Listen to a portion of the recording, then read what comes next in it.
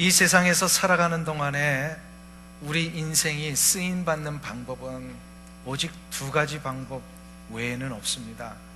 그것은 바로 하나님의 선한 도구로 쓰임받느냐, 아니면 사탄의 악한 도구로 이용당하느냐입니다.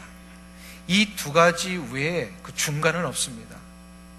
그러니까 더 정확하게 말하면 하나님이 원하시는 계획 앞에 순종하면 선한 도구가 되고요, 순종을 안 하면 악한 도구가 되는 겁니다. 왜? 순종 안 하는 게 누구의 원하는 거니까요. 하나님의 뜻에 순종 안 하는 것, 이건 누가 제일로 원할까요? 마귀가 원하는 거니까 마귀의 의도대로 그냥 이용당하는 거예요. 그러니까 중간은 없습니다. 그러니까 일을 안 하면 제일 안전할 것 같은데, 가만히 있으면 욕도 안 먹고 제일 좋을 것 같은데, 그럼 뭐 하는 거라고요? 그게 나도 모르는 사이에 사단 마귀의 의도대로 이용당하는 거예요. 그러니까 이 중간은 없다는 거예요. 하나님 앞에 쓰임 받든지 아니면 마귀에 이용당하든지. 그래서 우리가 이 문제에 넘어지지 않기 위해서는 항상 스스로 질문하며 가야 합니다. 나는 과연 하나님의 거룩하신 뜻 앞에 순종하며 나아가는 선한 도구로 쓰임받고 있는가? 아니면 악한 사단 마귀 계계에 나도 모르게 이용당하고 있는가? 이거를 늘 생각하며 스스로 질문해야 합니다. 만일에 이 질문을 중단하는 순간부터 우리는 마귀에게 이용당할 위험이 아주 큽니다. 그래서 신앙은 늘 두렵고 떨림으로 이 문제 앞에 우리가 서야 됩니다. 오늘 본문은 바로 그 부분을 가르쳐주는 아주 중요한 본문입니다. 이스라엘 백성들에게는 아주 중요한 세 가지의 절기가 주어져 있습니다. 그 중에 하나가 유월절입니다. 유월절은 여러분들도 잘 아시다시피 430년 동안 애굽살이 했던 이스라엘 백성들을 하나님이 강권적으로 저들을 탈출시키시고 자유와 해방을 허락하신 날이 유월절입니다. 이것을 하시기 위해서 애굽 땅에 10가지 재앙을 보내셨어요. 결국 애굽 사람들이 더 이상 견디지 못하고 바로 왕은 10번째 재앙 앞에 두 손 듭니다. 그 10번째 재앙이 뭐냐면 장자를 죽이는 거예요. 모든 첫 번째 난 것, 생물을 다 생명을 죽이셨어요. 그런데 이스라엘 백성들에게는 죽지 않는 방법을 가르쳐 주셨죠. 어린 양을 잡아서 죽여서 그 피를 자신의 집 문설주에 바르는 자마다 죽음의 재앙이 다 넘어갔습니다. 그래서 유월절이라 그랬습니다. 그래서 이 유월절을 통하여서 이제 이스라엘이 탈출을 하게 되는데, 두 손 다 들고 애굽 사람들이, 특별히 바로 왕이 이제는 더 이상 못하겠다 그러면서 나가라고 허락을 합니다. 이때 하나님이 이스라엘 백성들에게 아주 중요한 한 가지를 가르쳐 주셨어요. 너희들이 탈출할 때 급히 나가야 되니까 음식을 구별해서 먹어라. 그래서 유월절에는 음식 먹는 게 굉장히 중요해요. 자기들이 잡아서 죽인 그 어린 양의 고기를 구워서 남겨놨다가 그거를 유월절에 먹습니다. 그리고 그때는 쓴나물을 먹었기 때문에 전통적으로 쓴나물을 먹고, 포도주와 발효되지 않은 빵, 곧 무교병을 먹는 것이 하나님이 그 출애굽 당시에 유월절을 명하시면서 이걸 계속해서 지켜라 약속하십니다. 그래서 이 출애굽 때 이 지켰던 유월절이 1500년이 지난 예수님 시대와도 계속 지켜지고 있고요, 이것이 지금도 지켜지고 있는 것을 우리는 알 수 있습니다. 예수님의 시대로 다시 돌아가 보면요, 왜 저렇게 빵과 발효되지 않은 빵과 또 이 어린 양, 죽은 어린 양을 구워서 먹도록 하셨을까? 그건 한 가지를 가르쳐 주시는 거예요. 이것이 무슨 의미인지를 가르쳐 주시는 거예요. 어린 양을 죽여서 문설주에 그 피를 바르는 자마다 죽음이 임하지 않고 넘어간 것은 무엇을 예표하는 거죠? 앞으로 우리의 죽음의 문제를 해결하시고 우리를 영원한 자유와 해방과 구원의 역사로 인도하실 예수 그리스도의 십자가를, 예수 그리스도의 십자가 위에 어린 양으로 죽으시는 이 놀라운 역사를 미리 예표하는 것이었어요. 그래서 유월절을 지킨다라고 하는 것은 예수님이 빠지면 의미가 없어요. 유월절을 지킨다는 것은 나 대신 어린 양이 되셔서 피를 흘리신 예수님 때문에 내가 구원함을 받고 죽음을 면제받았다라고 하는 이 사실을 깨닫는 게 유월절이에요. 근데 이것을 깨닫지 못하고 그 형식에만 매여 있으면서 이 정확한 목적과 의미를 가르쳐 주지도 못했던 사람들이 누구냐면 당시 종교 지도자들이었어요. 당시 종교 지도자들은요, 이스라엘은 원래 정치와 종교가 하나잖아요. 그러니까 종교 지도자는 곧 정치 지도자예요. 그러니까 종교 지도자들, 대제사장과 서기관과 바리새인들 그룹 속에는 어떤 일이 일어나면 이 권력에 대하여 탐닉한 사람들이 대부분이었어요. 사람이 자기의 원래 목적대로 살지 아니하고 다른 것에 부수적으로 하면 원래 목적을 다 잃어버립니다. 대제사장들이 하나님이 정해놓으신 이 신앙의 길, 하나님을 어떻게 바르게 섬길 것이고 우리에게 허락하신 이 구원은 무엇인지를 늘 가르쳐주고 깨닫게 해주고 선포해야 되는데, 정치, 경제, 사회, 문화의 모든 권력을 다 가지고 있으니까 여기에 지금 혈안이 돼가지고 6월절의 의미는 가르쳐주기는커녕 6월절에 일어날 이 정치적인 역학관계 때문에 이 제사장과 서기관 그룹들이요, 다른 길로 가고 있었어요. 하나님의 원하시는 목적대로 쓰임받은 게 아니라 어떻게 쓰임받았어요? 사단이 원하는 대로 쓰임받은 거예요. 선한 도구가 아니라 악한 도구로 전락을 해버렸다는 거예요. 저들의 관심은 6월절 명절에 참뜻 가르쳐주는 게 아니라 이 6월절에 어떻게 민심이 동요될까 봐 여기에 벌벌벌 떨고 있었어요. 그래서 저들이 6월절에 음모를 하나 꾸밉니다. 이 음모가 뭐냐면요, 예수 그리스도를 죽이는 음모예요. 오늘 본문에 나와요. 한번 3절과 4절을 보세요.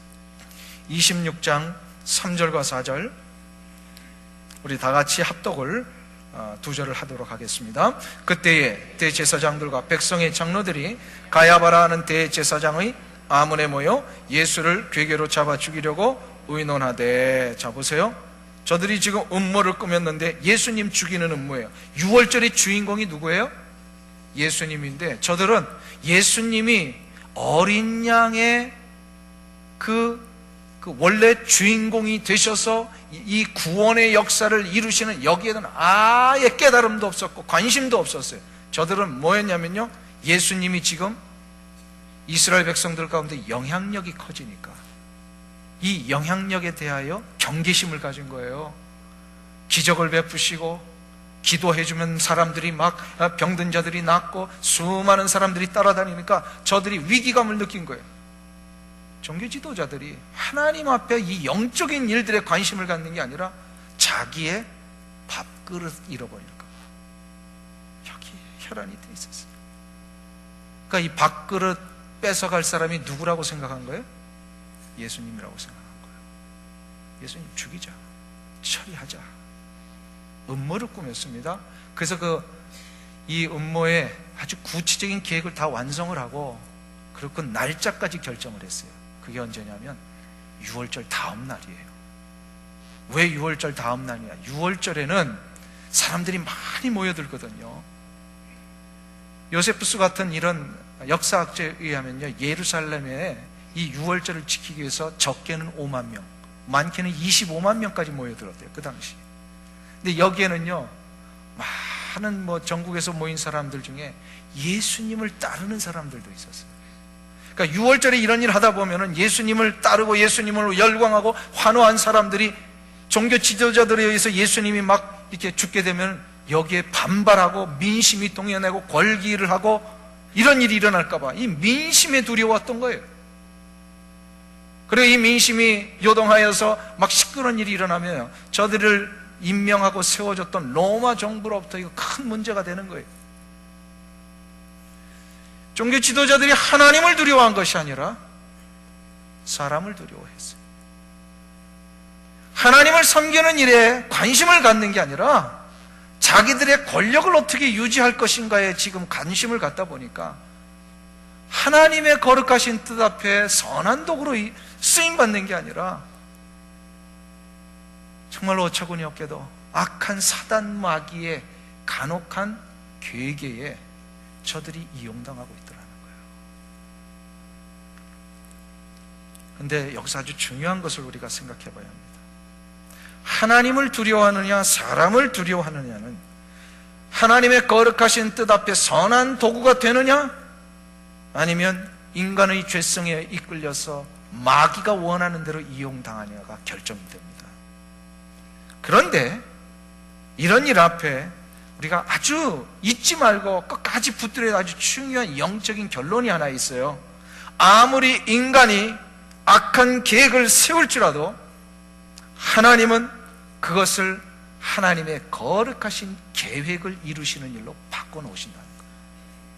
아무리 인간이 계산을 하고 잘 치밀하게 만들어 놓을지라도요, 그 악한 계획은요, 하나님은 결국 바꾸셔서 하나님의 거룩한 일을 이루어내시는 일로 인도해내신다는 거예요. 그게 바로 뭐냐면 예수님의 십자가의 돌아가심입니다. 저들은, 종교 지도자들은요, 예수님을 6월절 다음 날에 처단하기로 했어요. 근데 예수님이 언제 돌아가세요? 6월절 다음 날이 아니라 6월절에 돌아가십니다. 이게 하나님의 뜻이에요. 인간의 악한 계획은 사악한 의도 때문에, 정치적인 모략 때문에 6월절을 피해서 예수님을 처리하려고 했는데, 하나님은 이미 창세 때부터 인간을 구원하시기 위한 계획을 어디다 세우셨어요? 6월절에 어린 양이 되게 하시는 거예요. 그래서 예수님은 6월절에 돌아가십니다. 저들의 계획이 빗나갔어요. 저들의 계획은 실패했어요. 밀란을 두려워하여 예수님을 죽이려는 이 음모가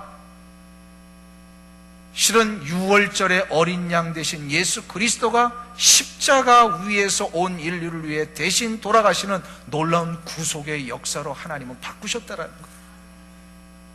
이렇듯 아무리 인간이 하나님의 뜻을 거역하고 악한 본성과 탐욕대로 일을 추진할지라도 하나님은 하나님의 일을 이루어내고야 마십니다. 왜 그럴까요? 하나님은 전능하시니까. 하나님은 능치 못함이 없으십니다. 아무리 우리 인간이 발버둥 치고 하나님의 뜻에 거역해봐야 아무 소용이 없어요. 하나님은 하나님의 뜻을 이루어내십니다. 그러나 이 미국에 돌아가는 여러 법적인 문제들, 하나님의 창조의 질서를 무너뜨리고 하나님이 만들어 놓으신 모든 전통과 아름다운 이 기독교적인 관습들을 무너뜨리는 일들이 막 일어날지라도요, 염려는 하지 마세요. 이 모든 상황 속에서 하나님은 하나님의 뜻을 미국 땅에 이루어내십니다. 그런 일이 일어나지 않도록 어떻게 하는 거예요? 그 잘못된 일이 일어나지 않도록 우리는 최선을 다하여 하나님의 편에 서서 선한 도구로 쓰임받아야 돼요. 아멘. 하나님은 하나님의 일을 이뤄내는데 자칫 잘못하면 악한 도구로 쓰임받을 수 있어요. 이거 얼마나 비참한 일이에요. 사도행전에 보면 초대교회 성도들이 유대인들의 이 아주 심각한, 아주 어마어마한 이 핍박을 피해서 저들이 유대 땅을 떠나 저 소아시아로 퍼져서 피난을 갑니다. 그래서 소아시아에 이제 정착해서 살아요. 이 소아시아가 어디죠? 지금의 터키입니다. 소아시아가 지금의 터키. 지금도 이 소아시아에 해당되는 이 터키 지역에 가보면요, 저들이 핍박을 피하여서 지하 동굴을 파가지고 믿음 생활하며 공동체를 이루었던 지역들이 남아있어요. 근데 놀라운 사실은 이 박해가 얼마나 오래됐는지 이제는 피했는데 거기는 또 로마 제국에 통치하니까요, 로마 제국에 또 핍박이 시작이 된 거예요. 그래서 저들이 지하로 숨어 들어갔어요. 지하가 우리처럼 이렇게 땅을 파는 지하가 아니고요, 다 바위로 되어 있어요. 이 바위를 파는데 딱딱한 이 돌덩이 바위가 아니고요, 사암 같은 겁니다. 그러니까 도구를 가지고 이렇게 파면 파이는 이 바위들, 이게 이 밑에 이 동굴들이 다 그렇게 돼 있어요. 여기에 사람들이 들어가서 몸을 숨기고 신앙생활을 하는데 이게 핍박이 오래되니까요, 어떤 이들은요 거기서 태어나서 거기서 죽었대요. 한평생 햇볕도 제대로 보지 못하고 이렇게 믿음의 길을 가기 위하여 저들이 목숨을 내놓고 지켰어요. 근데 어떻게 됐습니까? 저들 때문에 무슨 일이 일어났어요? 교회가 퍼져나갔어요. 소아시아와 남부 유럽의 교회가 확장되어 나갔어요. 무엇을 뜻하는 겁니까? 유대인들과 로마인들에 의해서 주님의 몸된 교회가 핍박 압당하는 일이 일어났지만, 그래서 저들은 악한 도구로 전락했지만 하나님은 저들의 핍박 때문에 흩어진 성도들을 하나님의 거룩한 나라의 확장을 시키는 일에 사용하셨다라는 겁니다. 하나님은 하나님의 뜻을 이뤄내고야 마세요. 우리 조국 대한민국이 남과 북으로 갈라지기 전에 이 평양이라는 도시는요, 제2의 예루살렘이라고 불릴 만큼 아주 신앙이 뜨겁고 교회들이 왕성했던 곳입니다. 그래서 교회들 때문에 평양 시내에 다 주일날은 어떻게 했어요? 문 닫았어요. 그래서 주일날 물품을 살 수가 없어가지고 사람들이 다 토요일날 부지런히 물건을 사고, 주일날은 다 문 닫고 교회 오니까 그만큼 이렇게 신앙으로 뜨거웠던 것이 평양이에요. 그런데 이곳에 공산당이 들어와서는 교회 성도들 핍박하기를 시작을 했어요. 이 핍박이 얼마나 잔혹하고 끔찍했던지 더 이상 견딜 수가 없어서 성도들이 몸을 피하여 이제 흩어지기를 시작을 합니다. 그런데 평양과 이 북한에 있던 수많은 교회 성도들이 피난 갈 데가 어디 있어요? 만주 아니면 다 이 남쪽이었죠. 대부분 남쪽으로 내려왔어요. 그 남쪽으로 내려와서 저들이 오자마자 뭘 했을까요? 자기들의 집 짓고 자기들의 이 잡을 갖기 전에 교회부터 지었어요. 하나님이 얼마나 기뻐하셨을까? 교회부터 지었어요. 교회부터. 자기들이 집 마련하기 전에. 그래서 남한에 아주 오래되고 크게 성장한 교회들 대부분 다 피난민들에 있어 세워진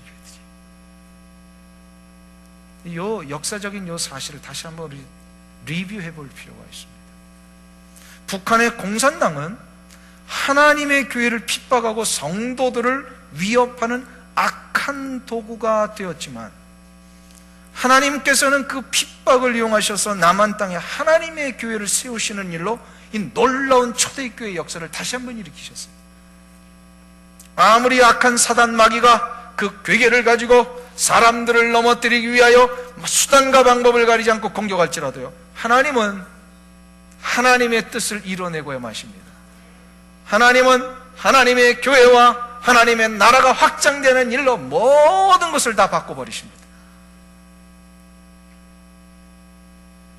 잊지 않아야 될 게 있어요. 하나님은 전능하십니다.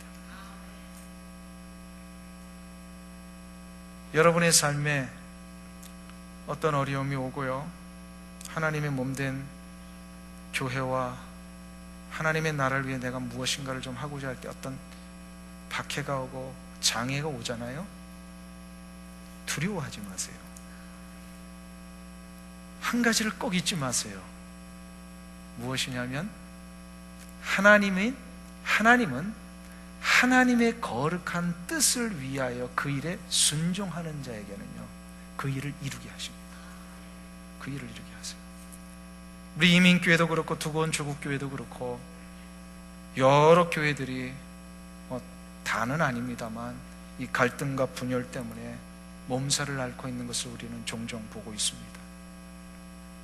그런데 중요한 건 이거예요.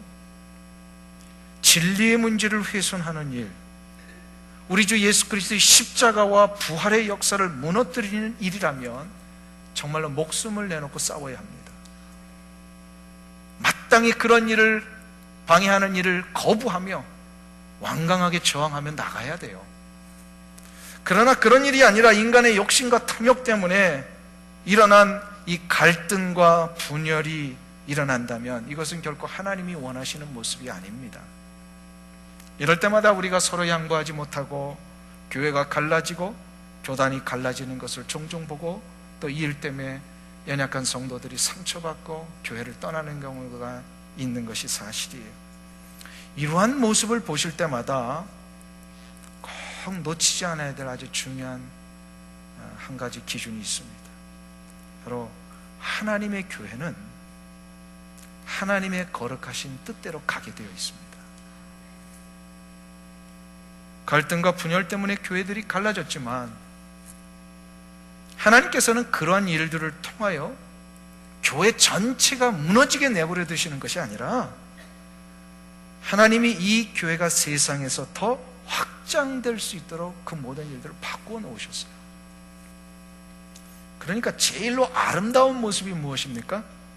분열하지 말고 갈등하지 말고 찢어지지 말고 오히려 하나 되어 거룩한 생명의 빛을 발하면서 하나님의 나라와 몸된 교회들이 더욱더 세워져 나가는 일에 우리가 선한 도구로 쓰임받는 겁니다. 이게 가장 아름다운 모습이에요. 일전에 독일 퀼른 지역에서 목회하시던 목사님이 오셔서 간증을 하시는데 본인의 교회 이름에 대한 간증을 하셨어요. 그 교회 이름이 한빛교회입니다. 이 지역에도 한빛이라는 이름의 교회가 있는지 모르겠습니다. 퀼른 한빛교회인데 왜 그렇게 한빛으로 이름을 바꿨느냐 했더니 하도 분열하고 갈라지니까 그렇게 하지 말고 하나 되어 빛을 발하자 라는 의미에서 한빛교회로 이름을 명명하셨대요. 제가 그 이야기를 들으면서 하나 되어 빛을 발하기만 하면 그 교회는 하나님의 뜻을 위하여 쓰임받는 선한 도구가 됩니다. 분열과 갈등이 아무리 있어도 하나님은 결국 하나님의 원하시는 뜻대로 이뤄내신다 그랬잖아요. 그러니까 분열과 갈등이 있을 때 이것을 하나님은 하나님의 원하시는 뜻대로 분명히 이뤄내시고야 만다면, 그래서 하나님의 나라의 확장을 만들어 내셨다면 하물며 하나 되어 빛을 발하는 그 일을 교회의 성도들이 이루어 간다면 하나님 얼마나 더 놀라운 일을 이뤄내시겠어요. 그렇기 때문에 선한 도구로 쓰임받는 것이 복이에요.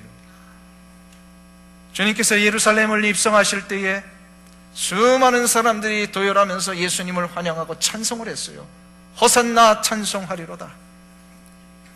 그런데 이 찬송하는 모습을 못마땅하게 여기는 사람들이 있었어요. 기분 나빠하는 사람들이 있었어요. 누구였을까요? 예수님의 명성과 인기 때문에 자기들의 밥그릇이 빼앗길까봐 두려워하는 자들, 바로 종교 지도자들이었어요. 대표적인 사람이 바리새인들이었어요. 바리새인들이 그것에 대하여 아주 노골적으로 반대를 했습니다. 이때에 예수님이 바리새인들을 향하여 뭐라고 얘기를 하셨을까요? 누가복음 19장 40절에 보면 대답하여 이르시되 내가 너에게 말하노니 만일 이 사람들이 침묵하면 돌들이 소리를 지르리라. 무슨 얘기예요? 하나님은 어떻게 해서든지 영광을 받으신다는 겁니다. 우리 주 예수 그리스도는 어떻게 하셔든지 간에 찬송을 받으시게 되어 있어요. 만일에 그 일에 우리가 거룩한 도구로 쓰임받지 못한다면 우리는 그냥 아무것도 안 하는 중간지대가 되는 게 아니라 뭐가 되는 거예요? 악한 도구가 되는 거예요. 우리가 하나님의 거룩한 나라와 영광을 위하여 찬송하며 격려하며 이를 위해 박수치며 나가지 못한다면 이 일을 제일로 좋아할 사람이 누구라고요? 마귀이기 때문에. 나도 모르는 사이에 마귀에 이용당하는 거예요. 악한 도구가 나도 모르는 사이에 돼버린다면 그 인생은 돌보다도 못한 존재로 전락하는 것입니다. 이스라엘 백성들이 하만의 계략 때문에 이스라엘 백성 전체가 이제 죽게 되는 위기를 맞이한 적이 있죠. 에스더서에 보면 이때에 이 상황을 너무나도 두려워하며 안타까워하며 어떻게든 이스라엘 백성들이 살아나는 것이 하나님의 뜻인데 이 일 앞에 가만히 있을 수 없다고 생각했던 한 사람이 바로 모르드게였어요. 그리고 이 모르드게는 정확하지는 않습니다만 자신의 사촌동생과 같은 이 에스더에게 요청을 합니다. 그 당시에 왕비였으니까. 에스더야, 왕에게 나아가서 이 상황을 간청하고 우리 민족을 살려내야 한다. 이때 에스더가 뭐라고 대답을 하죠? 왕비일지라도 왕에게 함부로 나아가는 것은 왕실의 법대에 어긋나는 겁니다. 만일에 이 법대에 어긋나는 일을 했다가 잘못되면 나도 죽습니다. 근데 못 갑니다. 거절을 했어요. 에스더가 못 가겠다고 거절하면 딱 부러지게. 자기가 누구 때문에 됐는데, 바로 모르드게의 간청과 하나님의 강력한 역사하심 때문에 왕비가 됐는데 못하겠다고 그랬어요. 이때 모르드게가요, 에스더 4장 14절에 보면 아주 중요한 이야기를 선포합니다. 이때에 내가 만일 잠잠하여 말이 없으면 유다인은 다른 데로 말미암아 노임과 구원을 얻으려니와 너와 내 아버지 집은 멸망하리라. 내가 왕후의 자리를 얻은 것이 이때를 위함이 아닌지 누가 알겠느냐? 이게 무슨 말이에요? 하나님 앞에서 지금 내가 선한 도구로 쓰임받을 것이냐 아니면 악한 도구가 될 것이냐, 이 중요한 상황 결정하라는 거예요. 내가 만일 선한 도구가 되어 그러니까 내가 만일 악한 도구가 돼서 아무것도 안 할지라도 하나님 다른 사람 통해서 이 일 이루신다는 거예요. 너에게 기회가 주었을 때 놓치지 말라는 거예요. 선한 도구가 될 것인가 악한 도구가 될 것인가, 이거는 바로 우리의 선택이며 우리의 결단입니다. 이 말 한마디 앞에 에스더가 정신이 번쩍 난 것 같아요. 어떻게 하죠? 그래서 그때 깨달은 거예요. 죽으면 죽겠다. 무슨 얘기죠? 어차피 하나님은 하나님의 뜻을 이루어 가시는데 내가 하나님의 거룩한 일에 선한 도구로 쓰임 받다가 죽어도 좋습니다. 그 유명한 죽으면 죽으리이다. 이게 에스더의 고백이었습니다. 선한 도구로 쓰임 받는 일을 거부하는 것은 악한 도구가 되는 겁니다. 사람들은요, 요거를 모르고요, 어떤 생각을 하냐면 괜히 그냥 나섰다가 욕먹느니 좀 가만히 있는 게 나아, 이렇게 얘기를 한단 말이에요. 가만히 있는 게 뭐예요? 하나님의 선한 도구로 쓰임받지 아니하고 그냥 가만히 있는 건 뭐라 그랬어요? 악한 도구, 중간지대는 없다 그랬어요. 우리가 2주 전에 살펴봤던 달란트 비유 드시죠. 한 달란트 받은 자가 왜 책망을 받았어요? 가만히 있었기 때문에. 그건 뭐예요? 가만히 있으면 좀 안전할 것 같고 그래도 중간은 갈 것 같지만 그게 아니란 말이에요. 하나님 나라에서는 가만히 있는 것은요, 마귀에게 이용당하는 거예요. 그러니까 우리는 두 가지밖에 없어요. 하나님의 거룩하신 선한 뜻 앞에 우리가 순종하며 나가느냐, 아니면 악한 마귀에 나도 모르는 사이에 이용당해 버리느냐. 사랑하는 성도님 여러분, 이 아침에 저는 여러분에게 도전하고 싶습니다. 여러분들은 선한 도구로 지금 쓰임받고 계십니까? 아니면 그냥 욕먹지 않으려고 가만히 중간지대에 계십니까? 하나님은 내가 일을 안 해도요, 하나님의 뜻을 반드시 이루어내십니다. 그러니까 이 일을 할 수 있도록 나에게 기회가 주어졌을 때 그 순종하는 것, 이거는요 부담이 아니라 특권이에요. 제가 오래전에 단기 선교팀과 함께 단기 선교 가기 전에 이제 한 2달, 3달씩 이렇게 훈련하잖아요, 같이. 이렇게 훈련하는 중간에 이러한 얘기를 나눈 적이 있습니다. 여러분, 우리가 이제 선교하며 영혼 구원을 위해서 전도를 해야 될 텐데 왜 우리가 전도를 해야 됩니까? 이렇게 물어봤어요. 이 질문을 이 아침에 여러분들에게 드린다면 여러분 어떻게 대답하시겠어요? 왜 우리는 전도를 해야 합니까? 하나님은 하나님의 뜻을 원래 이루시고야 말잖아요. 그러니까 그냥 다 가만히 있어도 하나님은 영생을 주기로 작정한 저 영혼 반드시 구원해 내십니다. 그죠? 그러니까 우리 가만히 있어도 다 전도 되는데 왜 우리가 꼭 나서서 전도를 해야 됩니까? 말주변도 없고 늘 그냥 숫기가 없어서 사람 만나는 것도 힘든데 왜 훈련 받으면 꼭 이 전도를 실습케 하고 말이에요, 이렇게 나가게 합니까? 무슨 뜻일까요? 왜 그렇습니까? 전도를 한다라고 하는 것은요, 선교를 한다라고 하는 것은 하나님의 거룩하신 뜻, 곧 하나님의 거룩하신 사역에 내가 동역자가 되는 특권입니다. 우리에게 기회를 한번 주시는 거예요. 이 기회에 너도 동참 한번 해볼래? 하나님의 나라의 거룩한 영광의 역사를 위해 나가는 일에 너도 한번 일조하는 이 성취감을 한번 맛볼래? 라고 하면서 하나님이 우리에게 기회를 주시는 거예요. 이 기회를 순종하는 것은 무슨 도구요? 선한 도구. 지금 바빠서 못해요. 난 마귀에게 마귀에게 손잡는 건 아니지만 나는 이번에는 바쁘니까 그냥 못해요 하는 것은 뭐라고요? 뭐예요? 빨리 얘기해 주세요. 두 가지밖에 없다 그랬어요. 선한 도구가, 중간지대는 없어요. 선한 도구가 되느냐? 그냥 중간지대 가만히 있는 것 자체가 이미 마귀의 의도가 되니까 이게 악한 도구가 되느냐? 이것은 우리에게 부담을 주시기 위함이 아니라 특권을 주시는 거예요, 하나님이. 이런 특권을 위해서 내가 나를 드리는 순간부터 우리는 하나님의 거룩한 도구로 쓰임받게 되는 것입니다. 근데 더 놀라운 사실이 있어요. 하나님 앞에 이 거룩한 도구로 쓰임받는 그 일에 내가 뛰어드는 순간부터 하나님이 우리에게 보장하신 약속이 하나 있더라는 거예요. 바로 우리가 하나님의 일을 하면 하나님은 우리의 일을 책임지신다는 겁니다. 좀 못 믿겠다라는 표정들이신데 이게 제 얘기가 아니고요, 사도 바울이 말씀 속에서 하셨어요. 한번 찾아보실까요? 고린도전서 9장 13절부터 14절입니다. 고린도전서 9장 13절부터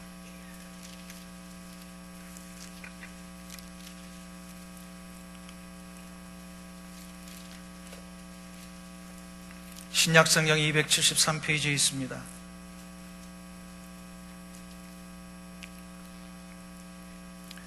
신약성경 273페이지 고린도전서 9장 13절 14절 우리 두 절을 같이 합독하겠습니다. 성전의 일을 하는 이들은 성전에서 나는 것을 먹으며 제단을 모시는 이들은 제단과 함께 나누는 것을 너희가 알지 못하느냐? 이와 같이 주께서 또 복음 전하는 자들이 복음으로 말미암아 살리라 명하셨느니라. 아멘. 할렐루야. 뭐라고 말씀하셨어요? 성전의 일을 하는 자는 성전에서 나는 것을 먹고 제단을 섬기는 일은 제단에서 나는 것을 먹고 복음 전하는 이들은 복음 때문에 살리라. 할렐루야. 주를 위하여 나아갈 때 계산해보면 시간적인 손해인 것 같고 물질적으로 이 시간에 지금 세상에서 다른 사람들하고 경쟁해서 이거 빨리빨리 성취해 나가야 이제 내가 노년에 선교도 갈 수 있고 이제 모든 거 다 이룬 다음에 주님의 몸된 교회도 봉사할 수 있고 이런 계산이 나올 때마다 그래서 우리는 자꾸 어떻게 해요? 미뤄요. 자꾸 뒤로 빼요. 그런데 우리 주님은 분명히 약속하셨어요. 뭐라고요? 지금 주를 위해 선한 도구로 쓰임받고 그 일에 나아갈 때 오는 모든 염려거리, 계산이 안 되는 그 모든 일들, 시간적인 손해, 물질적인 손해, 이걸 어떻게 하신다고요? 하나님이 책임지신다는 거예요. 믿으십니까? 그러니까 예를 들어서 이런 겁니다. 누군가가 이렇게 내 곁에 와서 나의 도움을 요청을 할 때 그 도움을 주는 게 하나님의 뜻일까요? 아닐까요? 뜻이죠. 우리 거룩한 성도 안에 이런 일들이 일어나는 하나님의 뜻이죠. 이럴 때마다 이 일을 할까 말까 고민할 때마다 뭐로 결정하는 것이 좋다고 그랬어요? 왜요? 할까가 뭐예요? 무슨 도구요? 말까는 무슨 도구예요? 말까는 중간지대에 있는 게 아니라 그랬어요. 그렇기 때문에 하나님의 거룩하신 부름 앞에 할까 말까 이 갈등할 때는요, 반드시 뭐로 결정을 해야 돼요? 오늘 저녁 끝나고 카지노 갈까 말까는 어떻게 해야 돼요? 이거를 갈까로 결정을 하고 교회 예배를 드릴까 말까를 말까로 결정. 이거는 완전히 반대되는 삶이에요. 무엇을 해야 되며 무엇을 말아야 되는지 이거 정확하게 우리가 놓치지 않고 살아야 됩니다. 거룩한 복음의 부르심 앞에 지금 얼마나 우리가 많은 요청들이 있는데 아직도 이 거룩하신 하나님의 부르심 앞에 한 번도 순종해 보신 분이 없다면 제가 오늘 도전합니다. 우리의 인생 끝나기 전에 최소한 한 번쯤은 순종해 봐야 되지 않겠습니까? 우리 교회가 연초부터 이 선교에 대한 이 부르심을 감당하기 위하여 에티오피아 선교, 인디아 선교, 터키 선교, 또 이 여름에는요 과테말라, 아리조나 선교.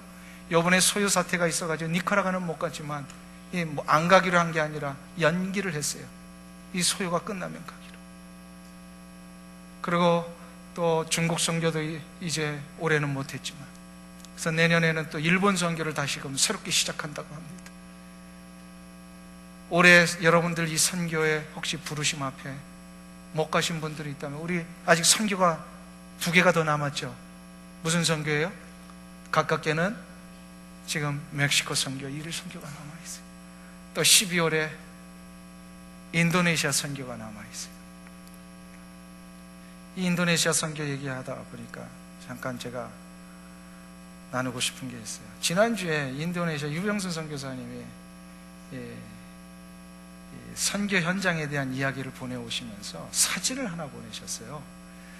제가 그걸 한번 보여드리려고 그래요. 한번 우리 사진 한번 보여주실래요? 이 사진이 아닌데 정글 속에서 이 정글이 지금 나오네요. 교회가 이 선교사님이 사역하시는 본띠아낙이라고 하는 곳에서 10시간 차를 타고 정글로 가야 이 지역이 나온답니다. 이 정글이 있대요.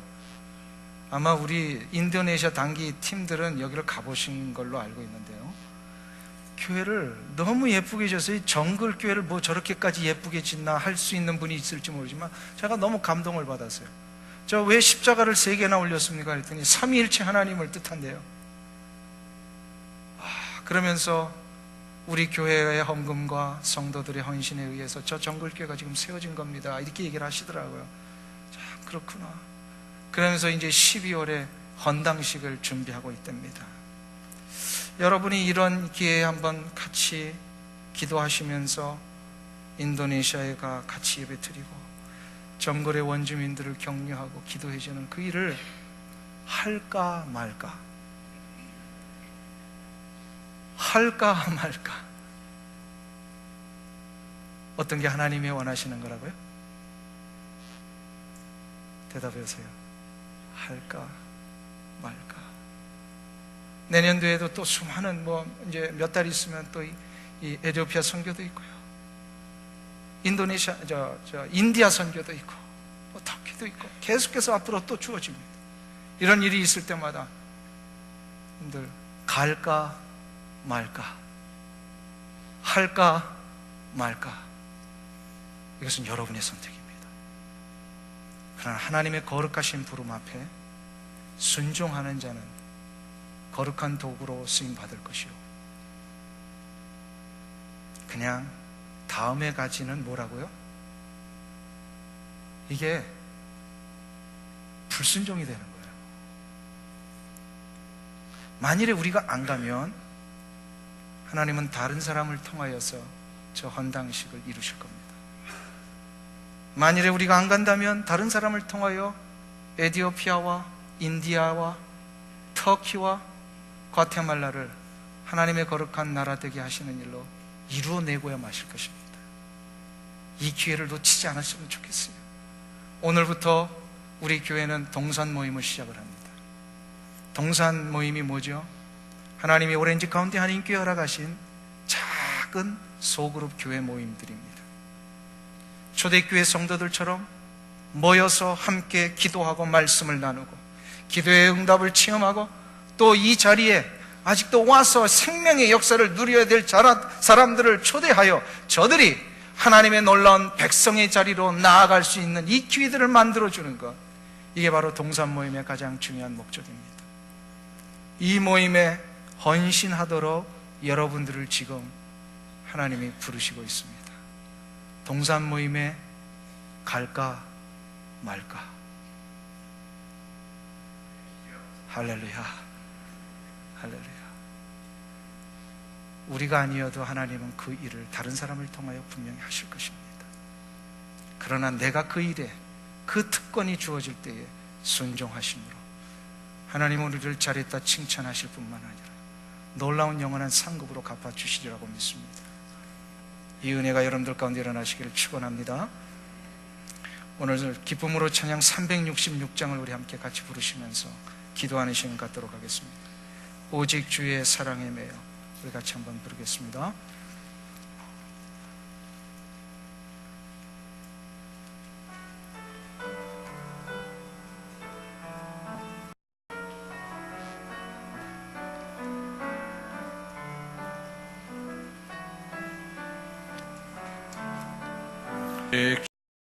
주의 사랑에 매여 내 영 기뻐 노래합니다.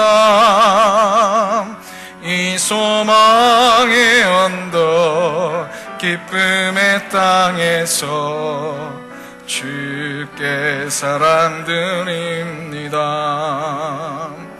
오직 주의 임재 안에 갇혀 내 영 기뻐 찬양합니다.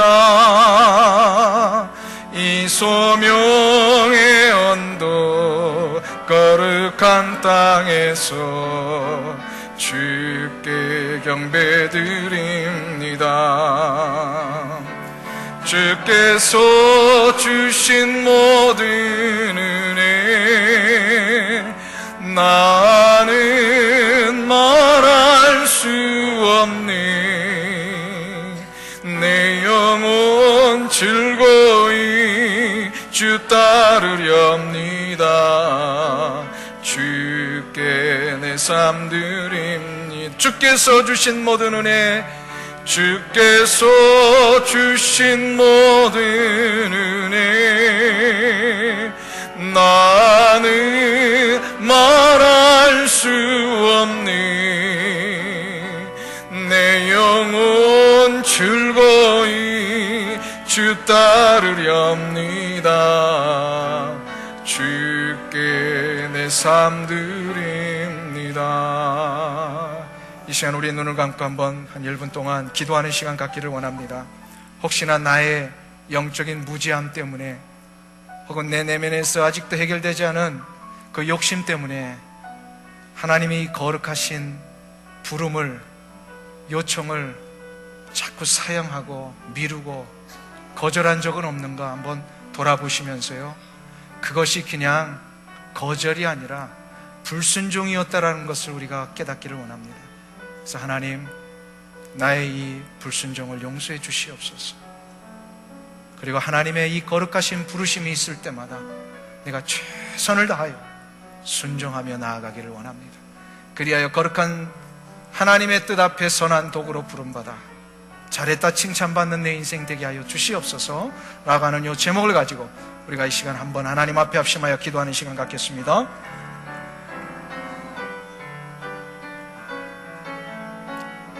아버지 하나님, 이 시간에 기도 주여, 주여 도와주시옵소서.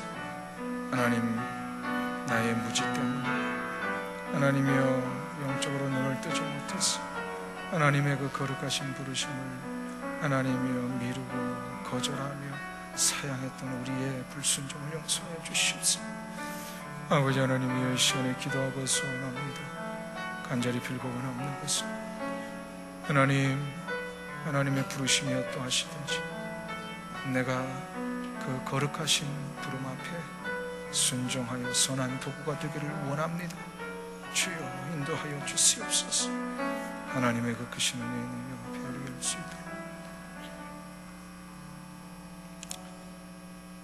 하나님께서 내 마음 속에 또 교회 속에 나의 관계 속에서 거룩한 부르심을 부르시며 요청하셨음에도 불구하고 나의 무지함과 영적으로 깨어있지 못한 것 때문에 거절할 때가 많았습니다. 사양할 때가 있었습니다. 우리의 불순종을 용서해 주시옵소서. 하나님, 이 시간에 간절히 빌고 원하옵나니 우리의 눈을 떠 주의 음성을 듣게 하시며 우리의 마음을 열어 주님의 거룩한 뜻 앞에 순종하며 나갈 수 있는 결단이 이루어지게 해 주시옵소서. 그리하여 모든 일에 선한 도구로 쓰임받아 하나님 앞에 잘했다 칭찬받으며 이 세상 사는 날 동안 나에게 허락하신 놀라운, 내가 하나님의 일을 할 때 하나님은 나의 일을 책임져 주신다는 이 놀라운 체험과 간정들이 우리의 삶 가운데 다 일어나게 하여 주시옵소서. 예수님의 존귀하신 이름으로 기도하옵나이다. 아멘.